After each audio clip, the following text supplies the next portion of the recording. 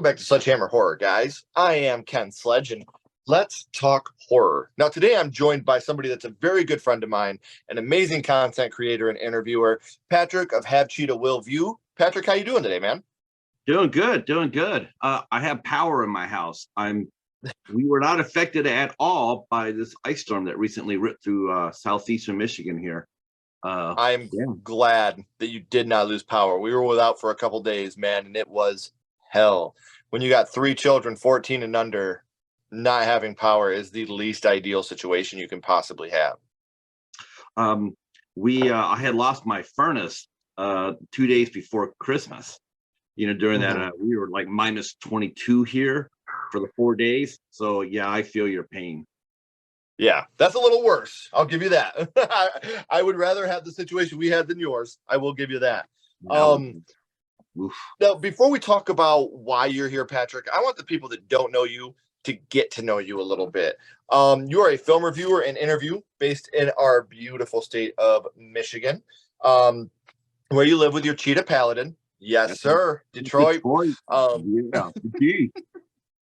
Love it, man. You know that's the way to my heart. But you're not originally from here. You grew up in California, lived there for 36 years before moving to Michigan. You were a talent buyer for 10 years in San Jose and put on hundreds of live music, at 3 different venues, a bunch of different shows. You got your start in horror by listening to the old CBS Mystery Theater, which that is so fucking sweet. The radio show out on KNX 1070 in Los Angeles. You were completely hooked after that. So obviously now you've gone more into the podcasting, live streaming side of things, but you've been doing interviews and stuff like that for a long, long time. What got you started off in wanting to do something like that? Well, first of all, I'm naturally curious. I'm just naturally, it's like I like to know everything. So, and when you watch a movie or a TV show or an artist painting or a musician playing, you want to know what makes them tick. And so, on my blog, I was looking for something fresh, and I've always enjoyed interviews. And so I reached out and I asked people to start talking to me, and they started responding. And so I did 131 of those on my blog, and that takes some dedication. Both from I always thought I sort of had the easy part, because I got to ask the questions. The subjects had to go and they typed them back. They typed back their answers, and but everyone did, and and then when I started going to YouTube, I booked an interview on the Midnight Hour, which is a show that I started with Hobbs Horror, and I said, I could bring my format to here, and that's what I did. And I do have all of Patrick's social media links as well as the YouTube links down here in the description. And Ashley and I were lucky enough to be guests on your show. It was an honor to be a part of it. And you've had a lot of amazing guests on the show. So Have Cheetah Will View, what have you learned the most from interviewing all these different people in the community? But they're really nice people. They're very nice people. I get that. I get that question. In fact, I got that just yesterday. Have you ever had one that's just been like bad? And honest to heaven, I haven't. That's awesome, man. Yeah, I mean, considering I've done over 300 of them, between the blog and here, there's never been one I've just like, no, it's just not working. See, and it's incredible, especially because you don't just interview horror people. You interview everybody like I do. Like, obviously, I talk about horror, but I interview people of all walks of life. And it's just amazing to me the amount of people that are just like so down and ready to do something like this and just give you 100% all the time. Like, it's a great feeling. And getting to know each other, it's always amazing. And you get to make great friends. And that's another reason why we're here. You and I became quick friends, bonded over social media. And then you invited Ashley and I onto your program, which was an amazing time. I do have that link down in the description as well, so you guys can check that out. And make sure you're subscribing and following on social media if you are not already. So by the time this episode airs, it'll be about a month from now. Do you have anything coming up in the pipeline that people could be looking out for on the channel? Well, when this hits, so April will be coming up. hopefully everybody will go back to March because I'm doing Women in Horror Month in March. So all the interviews I've done in March will be with all women from all aspects of all genres, novelists, FX, actress, screenwriters, you name it, anything, any of it, cosplay players, YouTube personalities, you name it, we're covering it in March. In April, when this hits, the big show I have in April that I can tell you right now will be April 6th. And I'll Okay. be interviewing novelist and film director, screenwriter Michael Cassie. And Oh, congratulations, man. That's awesome. yeah, you'll definitely want to come out and meet Michael. He's a wonderful talent, skills. I mean, yeah, he's remarkable. And Yeah. so yeah, I've had him on the show before. This will be the first time I've had him on. He was our 12th guest. So he's coming back. He's got a new novel out. And yeah, that's the linchpin of April for me. Can't wait. That's awesome, man. I can't wait to check it out. And you guys can check it out too by clicking the links down in the description and following him and subscribing to the channel. And like I said, make sure you go back and watch March, Women in Horror Month. Great thing that you're doing, talking to all these women and bringing them to the forefront. It's amazing. I'm very happy that you're doing that. And you guys can check that out too, because it's very, very hard. I have a wife that's a part of the genre. I have a lot of very, very close friends that are part of the genre, and they just never get taken seriously. So it's amazing to see you coming out here, putting them in the forefront, showing that they are not just beautiful faces. They are creative minds. They are intelligent. They are hardworking. And that's something we need to remember when we're talking to female content creators is they are not just their looks. They are all about their hard work, their work ethic, their brains, everything about them, the research they do, the editing they do, everything they do. It's amazing. So thank you for putting a spotlight on them, Patrick. Oh yeah, like I said, I'll talk to anybody. I don't care, what you look like, where you live at, or anything. If you have an interesting story to tell, I want to hear it. Right. I can't wait to catch up on them, man. So we know that in the future, you're doing Women of Horror Month, which will now be in the past, but we know you're doing that now. But now, Patrick, I would like to go way back to the past and talk about what got you started in the horror genre. And right now, Cocaine Bear is all the rage, but we're not going to be talking about a cocaine bear today, my friend. But your first horror movie was Grizzly was like about a giant, crazy ass grizzly bear, 15-foot grizzly bear. Came and out in 1976. and he didn't And need cocaine to be a crazy ass bear. So, no, do you remember about how old you were the first time you had seen it, Patrick? yeah, I was 12 years old. Damn, it's funny because like you hear about a 15-foot bear. Can you imagine a 15-foot bear coming down on you? Yeah. Uh, this is a bonkers movie. I mean, it really, truly is. There's so many, they called it Jaws on land, and Mhm. that's a fair comparison. I would dare say that it's a little bit even more graphic though than Mhm. Jaws. The very first scene that you see of the bear is like, and this is a PG-13 film too, Ken. This is Mhm. back when, this is back when Jaws was, people forget Jaws was rated PG as well. Right. This would be a hard R today. Oh, yeah. Yeah. But it was PG back then. And so there's a bunch of 12-year-olds out there watching it going like, let's go watch a Yogi Bear. And instead we got nightmare fuel. Well, and like I said, a 15-foot bear, that's just absolutely outrageous. So, do you remember who you were with the first time that you had seen it? Yeah, I was actually with a family friend of mine. His name was Bill, and he's a really nice guy. And he was part of our church commune that my mom was in at the time. And yeah, it was really something else. We went to saw Grizzly. It's like, is that really something you see? Yeah, my mom was open-minded enough to let me go see it. So we went over the hill to Laverne and to the theater and checked it out. That's I awesome, saw man. I saw Grizzly before I saw Jaws. And yeah, I was just gonna ask, like, since you've seen Grizzly before you've seen Jaws, like in your opinion, like was Grizzly the scarier movie to you since that was the first one that you had seen? Well, you know what? Then I know a lot of people say Jaws because we have more access to oceans. But for me, Grizzly was a little bit more extensive, because I didn't get to the beach all that much when I was growing up. But my grandparents had a ranch in Northern California, and there's grizzly bears up there. Mhm. So my chances of seeing a bear were much higher than me seeing a shark at that time. Sure. Absolutely, I get that.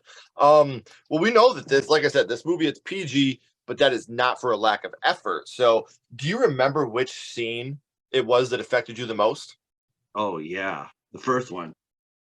Oh yeah, it's a scene where it's not too far into the movie. And there's two women are out there and they're camping, and then the bear attacks, and you hear a bunch of screaming and yelling and whatnot, and then the bear comes up against.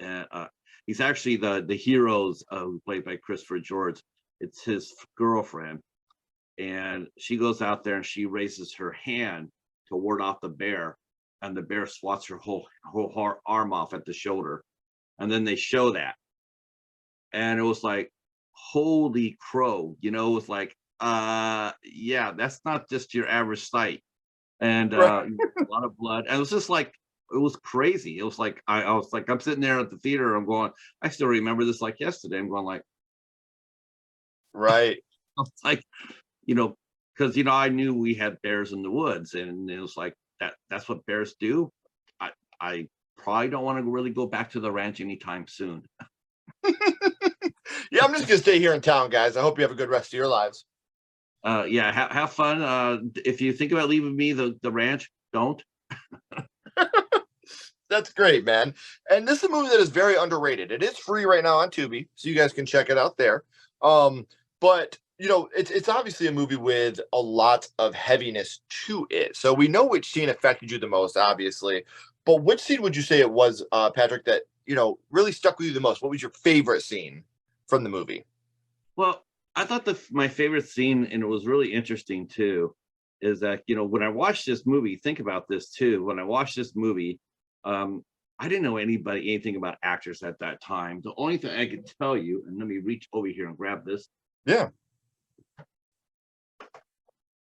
The only person I saw when I saw that movie that I actually recognized facially, because a lot of 12-year-olds they don't really know that, at that time. But it was Christopher George, and I remembered him because my dad, he used to like to watch this. He used to love to watch the Rat Patrol. Okay.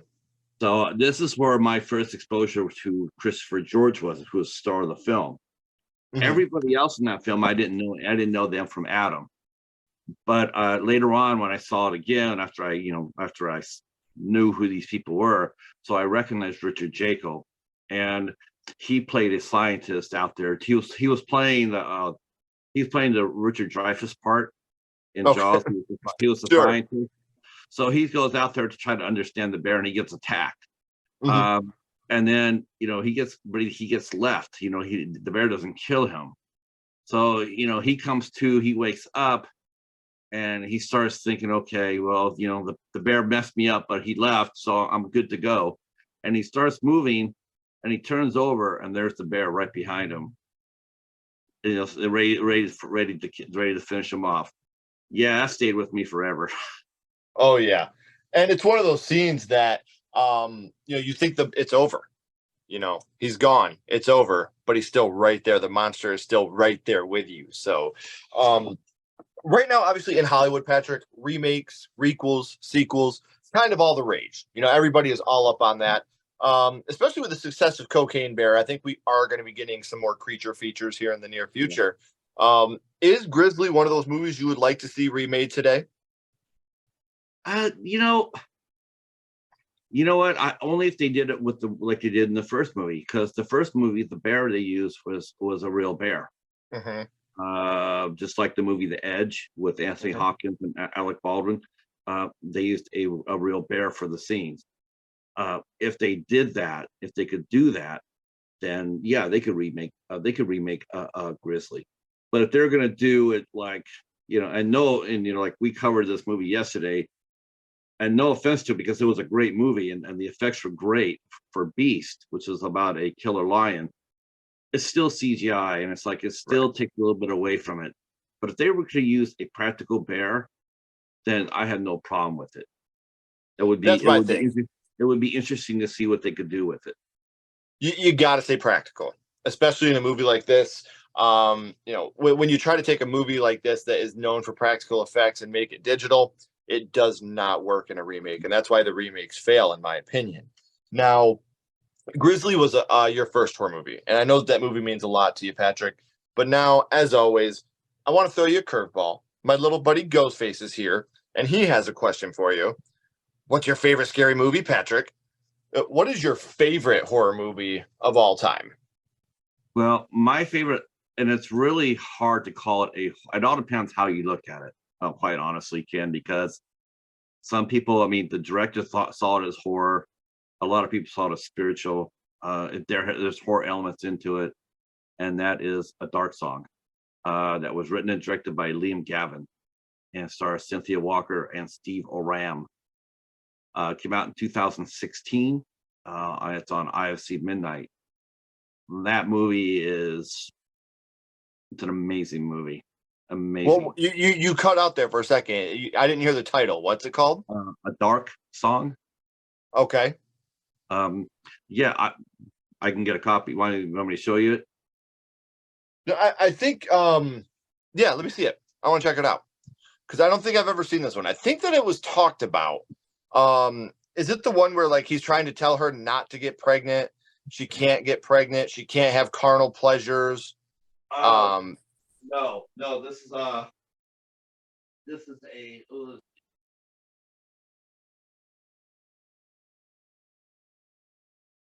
I wonder what I'm thinking of then, because the one I'm thinking of is fairly new, and they're alone in a house together, and he comes off as a preacher, but he's not. He's an occultist. Yeah, that is the one I'm thinking of. Yeah, I have seen that. That's a very good movie. Like, and he's Um, drinking secretly, and she doesn't know, right? he's what happens is her child gets kidnapped and killed by wannabe Satanist. She fights fire with fire basically, and so she wants revenge. So she hires this gentleman to perform this ritual that will enable her to see her son again, and also bring her guardian angel into play. So Okay. she could ask for revenge. And so the ritual takes a very long time, and it's very draining, and it's based on a true ritual. Wow. Yeah, which makes this movie scary because Right. it's really based on a true ritual. Mm-hmm. And See, I got to anytime be honest with you, man. When I asked you what your favorite horror movie was, I kind of thought you were going to say Hereditary. I was kind of waiting on. God, no, God, oh no, I'm just busting your balls, man. You oh, know I love you. um, So these movies that we've talked about today, whether it's A Dark Song, which I do recommend checking out, guys. I remember that movie stuck with me because I remember them being in the house and him telling her like she couldn't do this, she couldn't do that. If you want this ritual to work, everything has to go perfectly. I remember being really creeped out by that movie. So you guys need to check out A Dark Song if you get the chance to. couldn't make a single mistake. Could not Yeah, make a single. It was just. It's really tense. It's a slow burn, but the payoff, though, Ken, the yeah. payoff is it's beautiful. Mm-hmm. It's horror So, up to most of the time the horror will get more and more intense, but this one gets more and more intense, and then it has a beautiful ending. right. So You guys can check that ending out, and I recommend you do it. Like I said, at first it didn't ring through, but then when I started thinking about it, I was like, I know I've seen this film, and I remember really, really enjoying it. So now that I hear the title, I think I'm going to go and watch it again because I remember very much enjoying that film. So, Patrick, I've had an amazing time here with you, hanging out, talking about your first horror movie and what that movie meant to you, talking about A Dark Song and what that movie means to you. But now, as always, before I let you go, I want to bounce back to Grizzly. And what we're going to do here is rank this movie on a skull count. Now, we're not ranking it on acting, production, score, nothing like that. What we're doing here, Patrick, is strictly ranking Grizzly on how much it affected you on your first viewing. So 0 skulls being not effective, 5 being extremely effective. You can use half and quarter skulls anywhere in the middle. Patrick, what would your ranking of Grizzly be?